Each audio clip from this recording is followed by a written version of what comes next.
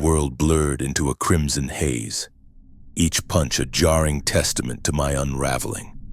Marcus's head, a grotesque puppet, bounced against the cold, unforgiving concrete of the stairwell. My knuckles screamed, the pain a distant echo against the roaring fury in my ears. "Is this what you fucking want?" I shrieked, the words tearing from my throat, not at the mangled heap beneath me, but at the phantom presence of the girl who had orchestrated this grotesque ballet. Blood, hot and metallic, coated my hands, a visceral reminder of a helplessness I swore I'd buried forever. It was a scream born of pure, unadulterated humiliation, a raw, animalistic sound that clawed its way from the deepest, most guarded chambers of my being. This wasn't me. This wasn't the meticulous, controlled Victor Kane. This was the boy, stripped bare, cornered, and forced to break. That moment, a raw, primal scream against the world, was merely the crescendo of a symphony of chaos that had begun months earlier, with a single, devastating mistake. It was a lesson I learned the hard way, a brutal education in the fragility of control and the insidious nature of human weakness, my own and everyone else's. I'd always considered myself above the petty foolishness of my peers. Others might stumble through adolescence, blinded by fleeting urges. But I saw the world with a clarity that bordered on prescience, or so I told myself now, looking back. That arrogance was a mask, thin and easily torn, over the desperate, hungry boy I truly was. My mistakes, unlike theirs, carried a weight, a crushing burden that seemed to press down on me with the force of a collapsing tenement wall. And this particular mistake, born of a youthful, idiotic bravado and too many stolen beers, had led to the crumpled ruin of my father's prized '69 Camaro and the shattering of Lindsay. Lindsay, my first serious girlfriend, a vibrant, effervescent creature who saw something in me beyond the threadbare clothes and the haunted eyes. We were young, yes, and undeniably dumb.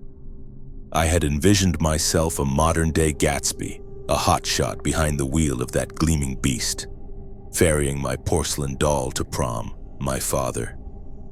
A man whose trust was as rare as a kind word in our decaying home had actually lent it to me. What a fool. 8 beers later, the world was a kaleidoscope of distorted lights and misplaced confidence. I'd convinced myself I was invincible, a master of my own destiny, even when that destiny was hurtling toward a concrete barrier. The crash was a blur, a sickening symphony of rending metal and shattering glass. Lindsay's prom dress, once pristine, was now a canvas of crimson, her delicate features obscured by a mask of her own blood. That image, the sheer unadulterated terror of it, was the last thing I remembered before a merciful blackout claimed me. Perhaps it was fear, a primal terror of consequences, or perhaps it was the blood I was losing, a stark reminder of my own mortality. Either way, the world went dark.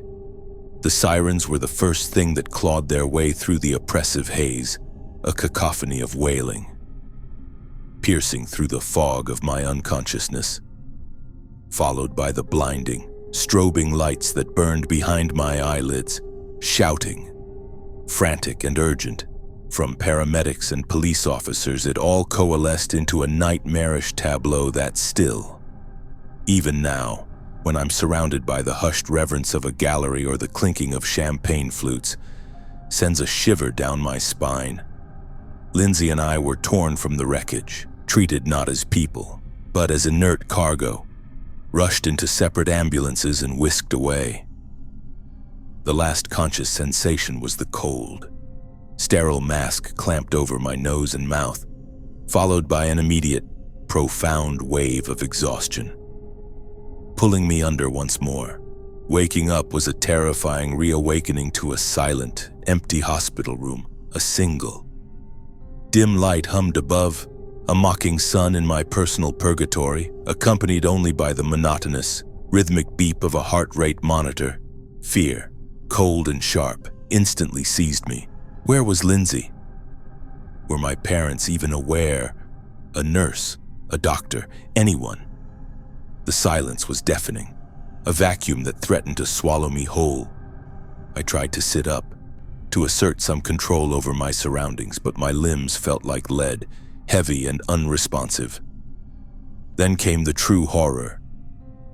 My left leg, from the knee down, was simply gone, a ghost of a thought, a phantom limb. As I tried to move a foot that no longer existed, the realization hit me like a physical blow, a visceral scream trapped in my throat. Just then, a nurse, blessedly, burst through the door, her face a mask of practiced calm. She rushed to my side, murmuring soothing words, telling me to relax, that I'd been in a coma for 3 days. 3 days. My life erased. I knew what death felt like then, the chilling emptiness of it. Tears, hot and shameful, streamed down my face. I, Victor Kane, reduced to a blubbering child. The helplessness was suffocating. It reminded me, in a way I couldn't articulate then, of Peter, of the way his breath grew shallow, of my inability to do anything but watch. Shortly after, my parents appeared, their faces a mixture of relief and raw emotion. My mother, her eyes red-rimmed, clung to me, a torrent of love and gratitude washing over me. It felt nice, I admit, after the terrifying black spot in my memory. But the nagging question, a persistent thorn in my mind, wouldn't be silenced. "Where's Lindsay?" I asked, again and again, my voice hoarse. My mother's face crumbled, her eyes filling with fresh tears. "She's real banged up. Honey, the doctors say she has significant brain damage." "I'm so sorry." Her voice broke, dissolving into full-blown sobs. My father, typically stoic, could only express his gratitude that I was alive. But their words were a distant hum. All I could think about was Lindsay. Brain damage. What kind? What had my foolishness wrought? I was frightened for her. Yes, but mostly I was disgusted with myself, not for the accident itself, but for the loss of control, for the vulnerability it had exposed in me. We spent another week in that sterile cage, my movements restricted, my mind racing. Finally, the day came when I could see Lindsay. She was wheeled into my room, timid, almost shrinking from my gaze. Her eyes, once so bright, now held a haunted, distant quality. The nurses allowed us a brief, agonizing moment together. I tried to speak to her, to infuse my voice with the warmth and affection I genuinely felt, but she seemed afraid of me. It was a devastating blow to my ego, a rejection I hadn't anticipated. She merely whispered, "Hello," and that was the extent of our reunion. The extent. I cried for hours that night, not just for her, but for the shattered illusion of my own invincibility. Weeks crawled by. I had to learn to navigate the world with a new, alien appendage, a prosthetic shin, the thought of a piece of my body simply ceasing to exist, replaced by cold metal and plastic, filled me with an unsettling dread. It was a constant, physical reminder of my brokenness, of the things I couldn't control. Lindsay, meanwhile, was slowly improving. Her speech, once slurred, was gradually returning, though she spoke of hours of painful therapy. But something was fundamentally off. Her personality, the very essence of her, felt altered. It wasn't the girl I knew. Her tastes in food had shifted dramatically. The broccoli she once abhorred, she now devoured with gusto. Her music choices, once eclectic and vibrant, were now bland, almost generic. It was a constant, gnawing pain, a stark visual of the devastating impact my actions had wrought. I felt a profound, almost compulsive need to fix her, to make amends. This wasn't just about guilt, it was about reclaiming control, bending the narrative back to my will. I became engrossed in her, more than ever before. It wasn't love, not in the way it had been. It was an obligation, a debt I felt compelled to repay. I owed her, I told myself. I needed to be there, a steadfast anchor in her shattered world. Whatever she wanted, I would provide. We spent every possible moment together. My efforts a desperate, almost manic attempt to rebuild the connections we'd shared. It was hard, agonizingly so. I kept searching for the old Lindsay, the girl who understood my unspoken thoughts, who saw the brilliance beneath my facade. For months, I clung to that hope, until the bitter truth finally settled in. She wasn't entirely there. A large, recognizable portion of her remained. Yes, but the vital, sparkling essence that had drawn me to her, that had made me feel seen, was gone. The next few months were a strange, unsettling period. I committed myself to this new version of our relationship, getting to know this altered, yet still compelling girl. The most bizarre part was her selective memory. She remembered our corny pet names, our inside jokes, even intimate details I wouldn't have expected. It was like communicating with 75% of my beloved girlfriend, while the remaining 25% was a wild card, surprising me in unsettling ways. Her sudden, fervent embrace of Christianity. For example, just 8 months prior, we had both been staunch skeptics, exchanging cynical jokes about faith. Now, she spoke of divine intervention and salvation. Needless to say, religion became a minefield, dissolving into arguments whenever I dared to question her newfound zeal. Her conviction, her blind faith, infuriated me. It was a form of control I couldn't grasp, a territory I couldn't manipulate. Senior year, the year I was supposed to be soaring, cementing my status, preparing for the grand stage of university. Instead, I was shackled, tending to the needs of my impaired girlfriend, my friends. Those ephemeral connections I'd cultivated with such care slowly drifted away. My time, my energy, my very self became consumed by Lindsay, and to my surprise and growing irritation, she was becoming high maintenance, excessively so. When I finally dared to broach the subject, to express my exhaustion, it escalated into a full-blown fight. Her eyes, once so soft, hardened with a chilling resolve. She threatened to kill herself if I left her. It truly frightened me. Lindsay had never spoken like that, never resorted to such desperate, manipulative tactics. I began to wonder just how deeply the accident had twisted her. The stress, the sheer weight of that threat was unbearable. The thought of her death, of being responsible for that final, irreversible act, was a burden too heavy to bear. So I stayed. There were times I hated the way she spoke to me, her words sharp, degrading, designed to cut, but a strange, perverse part of me liked it. It's difficult to explain even now.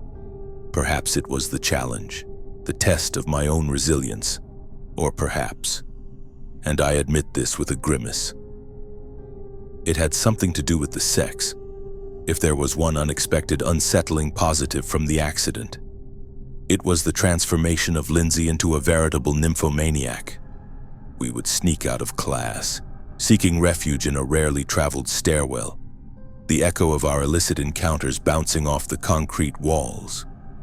We were caught a few times, but the principal, a man whose pity I cultivated with practiced ease, always seemed to let it slide, his gaze heavy with sympathy for our shared tragedy. Pathetic, really, but useful. By the end of senior year, our relationship had become a toxic, self-perpetuating cycle. Anger, emotional abuse, explosive sex, and then a fragile, temporary forgiveness. She recoiled violently if I ever mentioned the accident. if I dared to point out how much she had changed, or if I challenged any of her new, unsettling habits. Her new personality possessed a volatile temper, a simmering rage that, at times, genuinely scared me. The threats of suicide continued, but now, even more chillingly, she began to threaten me. Her words seemed to carry a new weight, a disturbing ring of truth. I finally started taking her threats seriously, the casual cruelty of them sending a shiver down my spine. "What do I need to do?" I asked, my voice barely a whisper. "What do I need to do to prove I love you?" Her response chilled me to the bone. "If I truly loved her," she demanded, "I would beat up her ex-boyfriend, Marcus, at school the very next day, and, of course, the familiar, insidious threat she would kill herself if I refused." At this point, I was truly worried. My control was slipping, and I needed to regain it. I knew, with a sickening certainty, that I had to talk to her parents. I hadn't spoken to them since the accident. They hated me, and I couldn't blame them. But this was different. This was beyond my ability to manage. That night, after Lindsay left for lacrosse practice, I walked to her house, the silver ring on my right hand, Peter's ring, twisting relentlessly as I plotted my words. I knocked, waiting, my cologne a faint, sophisticated scent in the night air. No answer. Finally, driven by desperation, I tried the handle. Unlocked, I pushed the door open, peeking my head in, calling for them. Her father appeared, his face a mask of bitter resentment. "What the fuck are you doing here?" he spat, his voice laced with venom. "Listen," I began, trying to inject my voice with a practiced sincerity. "First off, I owe you a long overdue apology." The door slammed shut in my face, the sound echoing through the quiet street. I was stunned, but only for a moment. I banged on the door again, harder this time, trying to explain my concerns for Lindsay, my fear for her.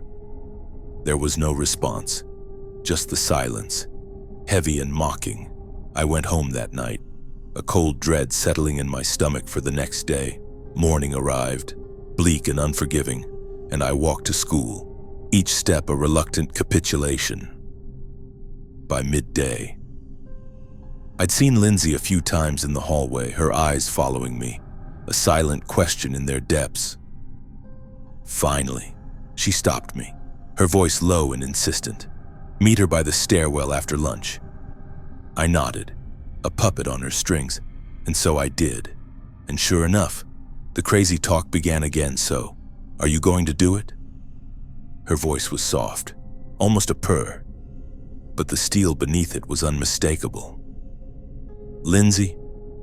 No, I'm not going to beat the shit out of Marcus just to prove that I love you." "Why are you trying to make me do this?" I argued, trying to appeal to some semblance of reason, some fragment of the girl I once knew. My voice, usually so controlled, was edged with desperation.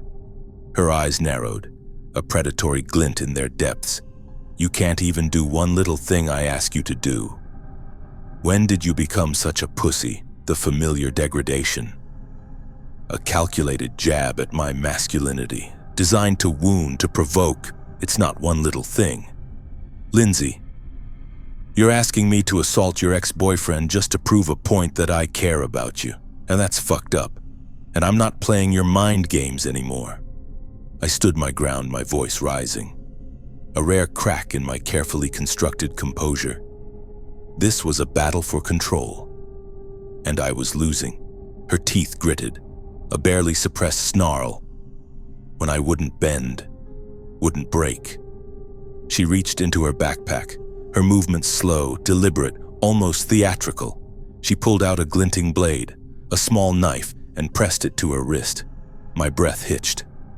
"Lindsay, stop!" I screamed, a raw, desperate plea. "I'll do it right here," she threatened, her eyes fixed on mine, daring me. "I'll bleed myself dry if you don't fuck him up when he comes up these stairs when the bell rings." I swallowed, my throat suddenly dry. raw, terrified on multiple levels.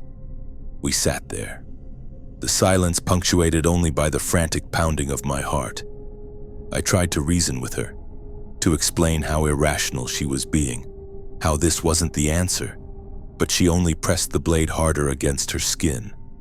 A tiny bead of blood welling up, I realized, with a sickening certainty that she was serious. She was truly going to do it.